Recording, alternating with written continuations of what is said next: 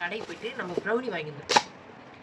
இதெல்லாம் நான் பார்த்ததே இல்லை, இன்னைக்கு தான் முதல் தடவை பார்த்து வாங்கிட்டு வந்தேன். சூடா இருக்குப்பா.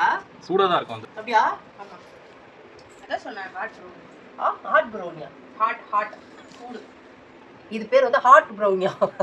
ஹாட் இல்லம்மா, ஹாட் ஹாட் ப்ரௌனி.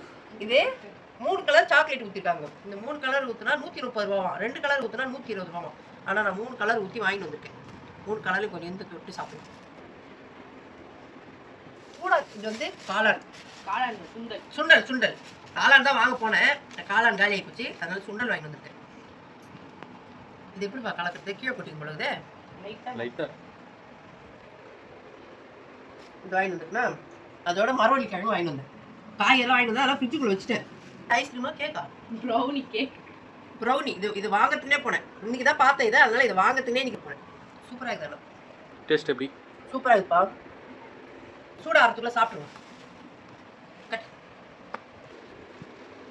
நல்லாக்கா? கேமராமேனுக்கு கொஞ்சம் தரலாமா? நல்லாக்கா?